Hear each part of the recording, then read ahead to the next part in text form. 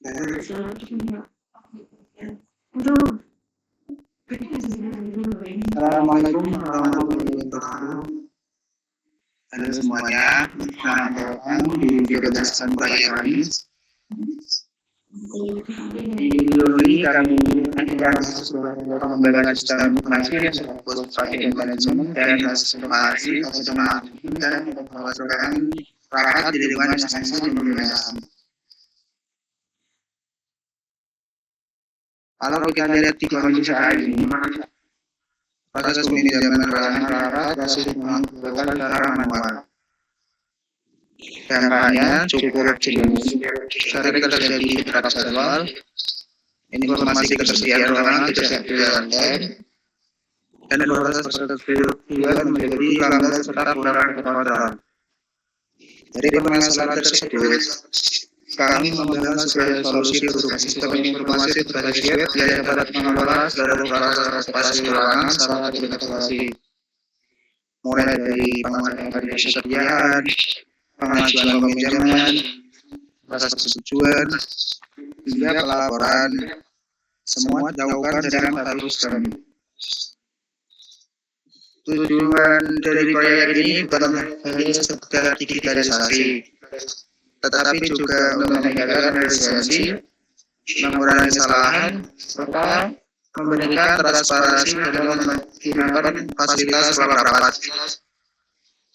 Dalam video ini, kami menjelaskan proyek berdasarkan tahapan manajemen proyek, mulai dari initiation, planning, execution, monitoring, hingga flowchart, agar alur pengembangan sistem dapat dipahami secara menyeluruh.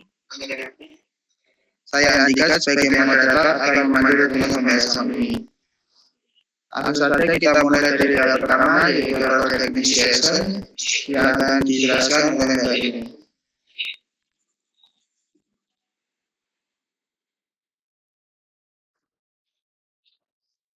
Jadi yang pertama yaitu project initiation. Pada tahap pertama, kami fokus pada proses awal pembentukan dan perencanaan dasar proyek. Beberapa aktivitas yang dilakukan pada tahap ini meliputi yang pertama, penyusunan proposal proyek yang berisi gambaran umum proyek, tujuan, serta latar belakang. Yang kedua, pembuatan proyek charter sebagai dokumen resmi yang mendefinisikan ruang lingkup dan tujuan proyek. Yang ketiga, penyusunan komponen profil, yaitu untuk memperkenalkan identitas organisasi atau tim. Yang keempat yaitu dokumentasi kerjasama, yaitu sebagai bukti dan kesepakatan antar pihak yang terlibat. Yang kelima yaitu penentuan tools project management, yaitu yang akan digunakan selama proyek berlangsung. Dalam tahap ini, setiap tugas telah dibagi kepada anggota tim sebagai penanggung jawab. Pembagian penerima tugas ini bertujuan agar setiap anggota memiliki peran yang jelas sehingga pekerjaan dapat diselesaikan secara lebih fokus, terarah, dan terorganisir. Seluruh tugas pada tahap ini memiliki tingkat prioritas tinggi karena menjadi pondasi utama sebelum proyek dijalankan lebih lanjut. Berdasarkan schedule adjustment, tugas pada tahap ini telah memiliki penanggung jawab masing-masing, diselesaikan tepat waktu dengan deadline pada 24 April dan status saat ini adalah selesai.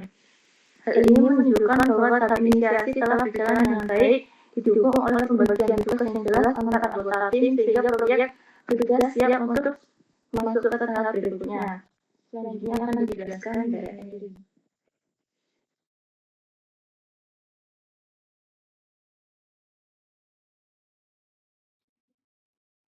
Oke, selanjutnya yaitu project planning.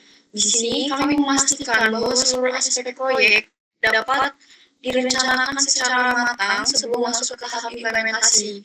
Tujuannya adalah agar proyek berjalan terarah, terkontrol, dan sesuai dengan target waktu, biaya, serta kualitas yang telah ditetapkan. Pada project planning ini ada beberapa tahap, di antaranya adalah business blueprint, scope statement, work breakdown structure, project timeline, resource planning. Tahap yang pertama yaitu business blueprint.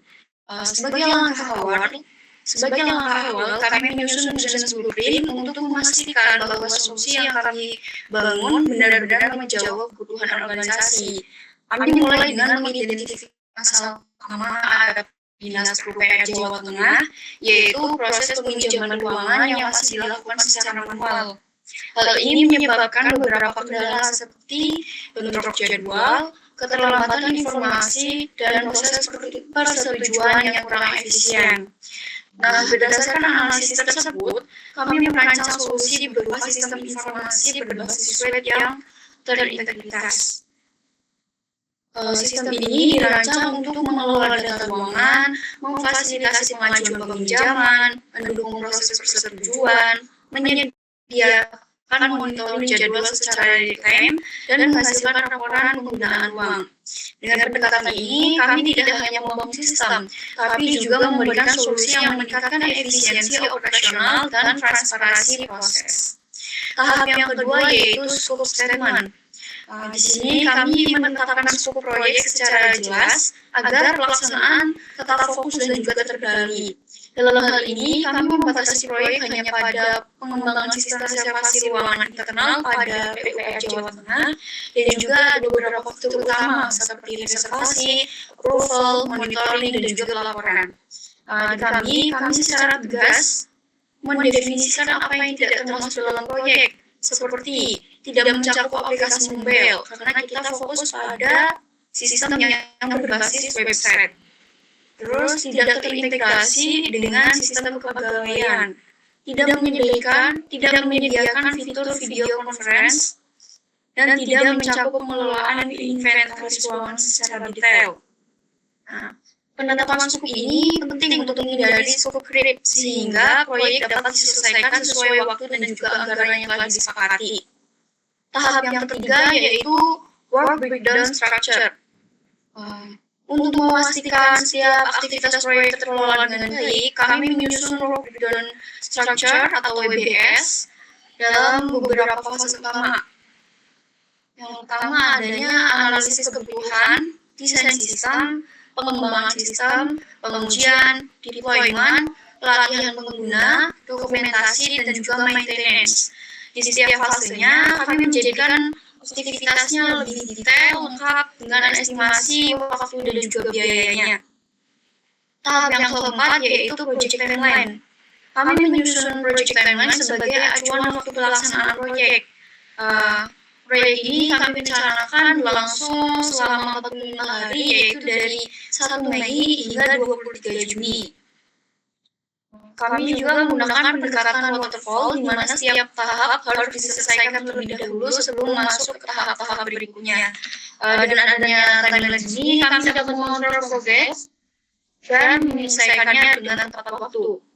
Tahap yang terakhir yaitu research planning. Terakhir, kami melakukan perencanaan sumber daya untuk memastikan setiap kebutuhan proyek itu terpenuhi. Dari sisi tim, kami menetapkan beberapa peran utama. Ada project manager, business analyst, system analyst, developer, dan juga QA. Jadi, setiap anggotanya itu memiliki tanggung jawab yang jelas akan pekerjaan agar berjalan efektif dan tidak terjadi overlap. Mungkin itu yang dapat saya sampaikan. Untuk selanjutnya, saya persilakan.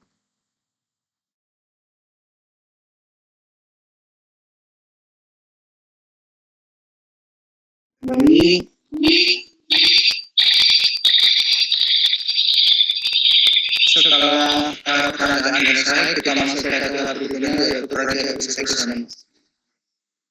Pada ini seluruh tantangan yang dapat dibuat sebelumnya mulai direalisasikan menjadi proses yang dapat dimainkan. Proses eksekusi tidak hanya berfokus pada pembangunan sistem, tapi juga pada pengelolaan dan bagian tugas serta pengendalian sebenarnya proyek agar dapat sesuai dengan timeline yang telah direncanakan. Dalam proyek ini, pengembangan sistem dilakukan menggunakan framework Laravel dengan menerapkan arsitektur MVC atau model view controller. Pendekatan ini digunakan untuk memisahkan antara logika sistem, tampilan, dan pengelolaan data, sehingga sistem lebih terstruktur dan mudah untuk digunakan maupun dipelihara.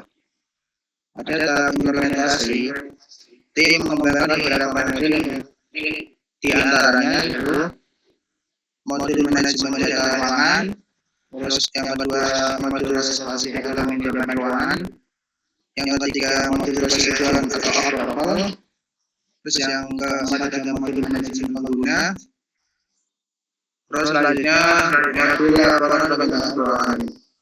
Selain itu, sistem didedikasikan di database MySQL untuk penyimpanan data. Data dilengkapi dengan fitur autentikasi guna menjaga keamanan akses pengguna. Dari sisi manajemen proyek, proses eksekusi ini didukung dengan penggunaan tools Asana untuk mengatur dan memantau cara tugas yang dikerjakan oleh anggota. Setiap anggota memiliki tanggung jawab yang jelas sesuai dengan peranan deadline yang telah ditentukan.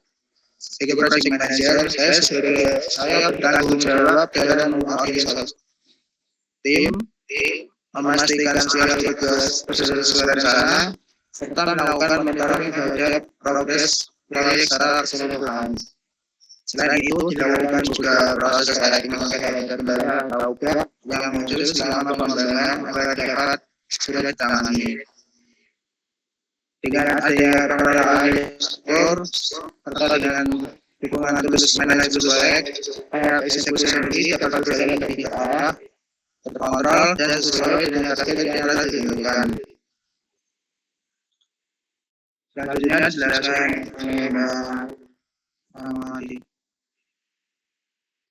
Kami selanjutnya pada tahapan proses monitoring dan kontrol. Pada tahapan ini,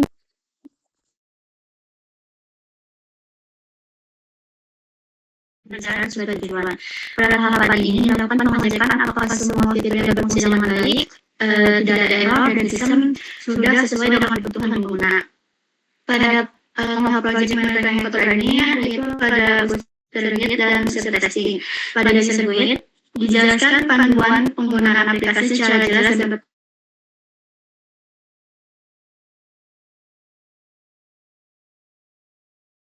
penggunaan aplikasi ini dengan mudah dan tanpa mengalami kebingungan. Selanjutnya ada user testing. Pada user testing ini, proses pengujian aplikasi yang dilakukan secara langsung oleh pengguna.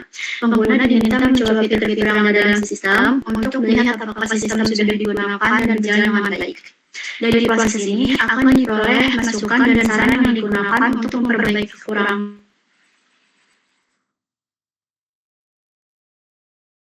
Pada tahap project closer. Selanjutnya yaitu project closer.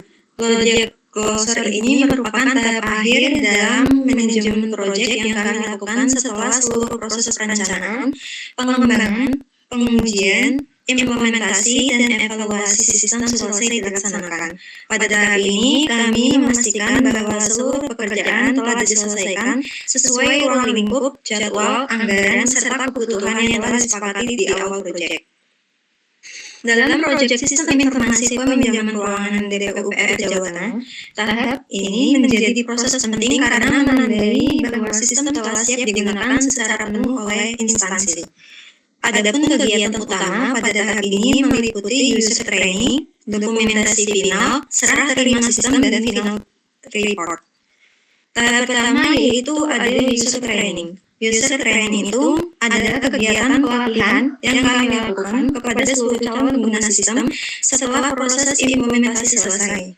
Tahap ini bertujuan agar pengguna memahami fungsi sistem, cara pengoperasian, alur kerja, serta mampu menggunakan aplikasi secara mandiri tanpa bergantung pada tim pengembang. Pelatihan yang kami berikan mencakup pengenalan menu, hak akses pengguna, prosedur input data, pencarian data, pembuatan laporan, serta cara menangani kendala sederhana saat penggunaan sistem. Yang kedua yaitu dokumentasi final. Dokumentasi final ini merupakan proses penyusunan seluruh dokumen akhir proyek sebagai bukti bahwa pekerjaan kami telah selesai sesuai ruang lingkup yang disepakati. Dokumentasi ini berfungsi sebagai arsip resmi proyek, referensi untuk pemeliharaan sistem, serta panduan apabila di masa mendatang dilakukan pengembangan lanjutan. Dokumen yang kami susun meliputi project charter, analisis kebutuhan sistem, flow chart, desain database, desain antar sistem, hasil pengujian sistem, panduan arsitektur, serta backup data sistem. Yang ketiga yaitu tahap serah terima sistem. Pada tahap ini adalah penyerahan resmi hasil proyek dari kami sebagai tim pengembang kepada pihak pengguna ataupun instansi. Tahap ini dilakukan setelah sistem dinyatakan selesai, telah diuji, dan sesuai dengan kebutuhan awal. Kami menyerahkan aplikasi berbasis web yang siap digunakan, database sistem, akun administrator, panduan penggunaan, dan dokumen teknis lainnya. Tahap yang keempat yaitu final report. Pada tahap ini merupakan laporan akhir proyek yang kami susun sebagai bentuk pertanggungjawaban kepada instansi, stakeholder, dan pihak terkait. Laporan ini berisi rangkuman seluruh proses proyek, mulai dari perencanaan, pelaksanaan, pengawasan, hingga penutupan. Isi laporan mencakup tujuan proyek, ruang lingkup pekerjaan, jadwal pelaksanaan, penggunaan anggaran, hasil pekerjaan, kendala yang dihadapi, solusi yang diterapkan, evaluasi kinerja tim, serta rekomendasi pengembangan berikutnya. Kami menyusun laporan yang memuat timeline proyek dari 1 Mei 2026 sampai dengan 23 Juni 2026. Realisasi anggaran sebesar 23.600.000, pembagian tugas tim proyek, tahapan analisis kebutuhan, desain sistem, development, testing, deployment, training, dan maintenance.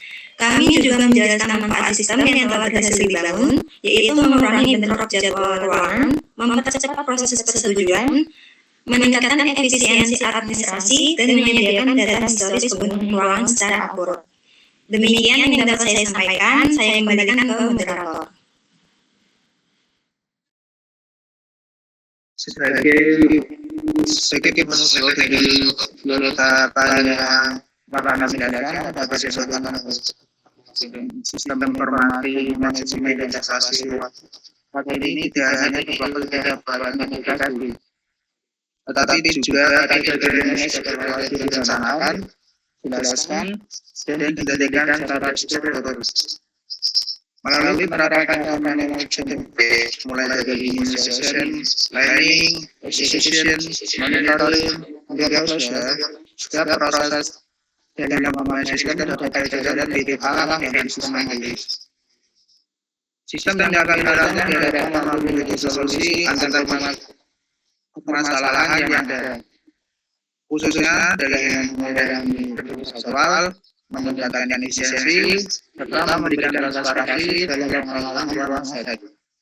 Dengan demikian, proyek ini tidak hanya memberikan hasil berupa sistem, tetapi juga memberikan pentingnya penerapan manajemen proyek dalam memastikan keberhasilan suatu pembentukan sistem informasi. Akhir kata, kami mengucapkan terima kasih atas perhatian yang diberikan. Wabillahi taufiq wal hidayah. Wassalamualaikum warahmatullahi wabarakatuh.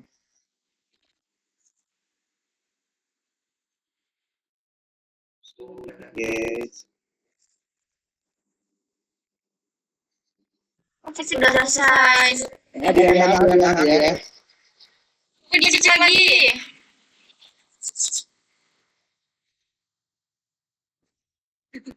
Kasihan saya Berit.